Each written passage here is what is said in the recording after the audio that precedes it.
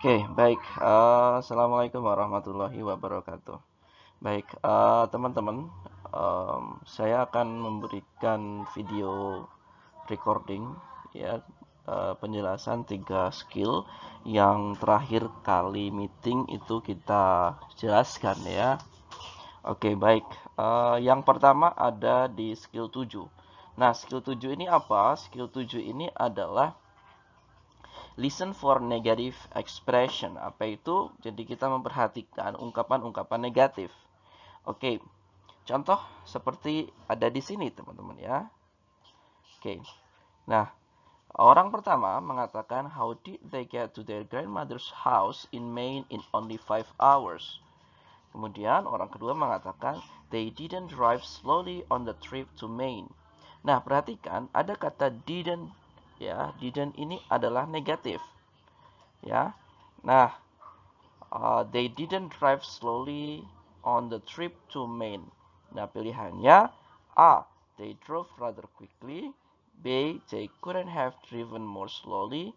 C. They wanted to travel slowly to Maine. Yang D. They didn't drive to Maine. Perhatikan, kata didn't drive slowly ini mempunyai meaning, ya, they drove rather quickly, ya. Mereka mengendarainya dengan cepat, gitu, ya. Tidak mengendarai dengan lambat berarti mengendarai dengan cepat, kayak gitu, ya. Jadi logikanya seperti itu. Oke, tipsnya apa? Tipsnya adalah ketika ada ungkapan negatif pada orang kedua, bisa jadi jawabannya positif, gitu, ya. Ataupun sebaliknya. Nah, ini merupakan salah satu teknik dari paraphrasing sebenarnya, ya. Didn't drive slowly berarti drive quickly, kayak gitu aja. Oke, kita lihat contoh di sini. Di sini ada regular negatif, yaitu ada not atau n. Ya, Tom is not sad about the result. Not sad sama dengan happy. Ya, not happy sama dengan sad. Nah, kayak gitu dibalik-balik aja. Kemudian other negative, nobody, none, nothing, never. Nah, ini, ya, ini juga negatif. Contoh di sini nobody arrive on time. Tidak ada satupun yang datang tepat waktu. Artinya apa? Everybody is late. Nah, nobody on time sama dengan late. Sal never work hard. Never work hard sama dengan lazy. Males, gitu, ya. Nah, ini yang ketiga adalah negatif prefix, ya, atau tambahan yang membuat kata tersebut menjadi negatif. Ada kata an, ada in, atau this biasanya diletakkan di depan, gitu, ya.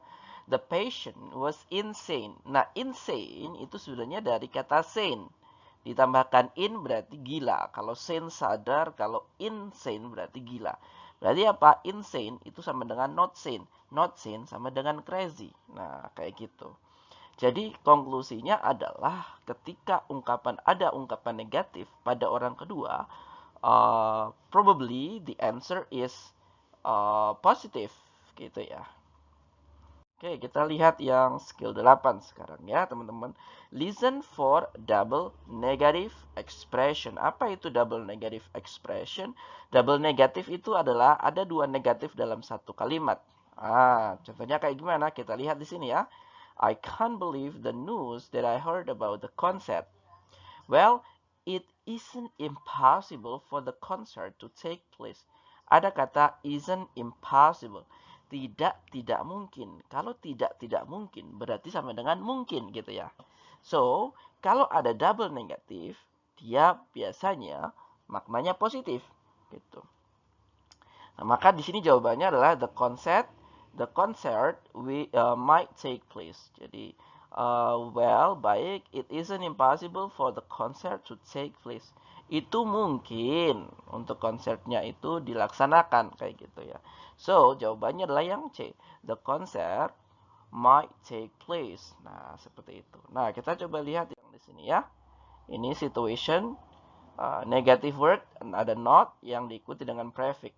He didn't like unclean office. Ada kata didn't, ada kata unclean. Dia tidak suka kantor yang tidak bersih. Artinya apa? He like clean office, gitu.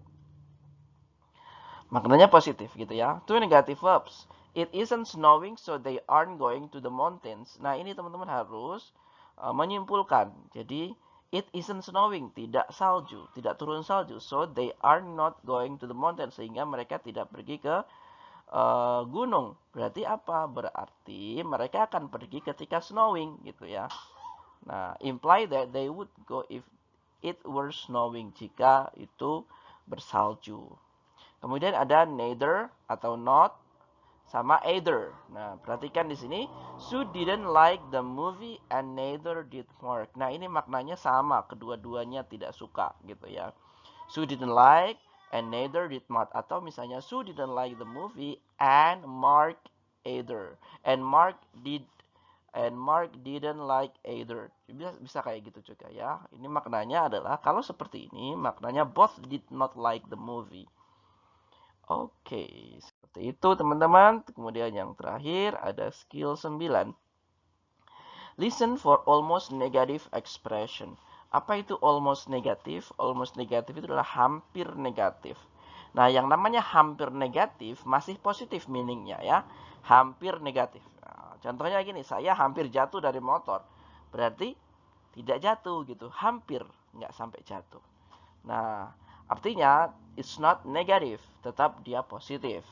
Oke, contoh kalimatnya seperti ini. Were you able to pay the electric bills? I had barely enough money. Ada kata I had barely enough money. Nah, barely ini merupakan ungkapan negatif yang bermakna hampir tidak ada. Ya, saya hampir tidak punya uang. Artinya apa? Saya bisa bayar tagihan listrik, tapi setelah bayar uangnya habis. Kayak gitu. Nah, berarti apa jawabannya? He paid the bills but has no money left. Nah, seperti itu ya. Masih bisa, tapi setelah itu dia udah nggak punya duit lagi. Oke, kita lihat di sini. Ini adalah common almost negative expression. Yang di sini ada almost known, itu maknanya adalah hampir tidak ada. Yang almost never itu adalah hampir tidak pernah. Ya, yang almost known di sini ada hardly, barely, scarcely, only. Ini maknanya hampir tidak ada. Ya, hampir tidak ada. Contoh, there is hardly any food in the refrigerator. Hampir tidak ada makanan di kulkas. Masih ada nggak? Masih ada, tapi mungkin cuma sedikit gitu ya. Kemudian almost never maknanya adalah tidak, hampir tidak pernah. Apakah hampir tidak pernah? Iya, hampir tidak pernah. Bukan berarti tidak pernah gitu ya. Rarely, seldom. Itu seldom itu maknanya jarang, rarely juga maknanya jarang. He rarely drives to work. Dia jarang banget ke tempat kerjanya dengan mengendarai mobil gitu ya. Nah, seperti itu, jarang.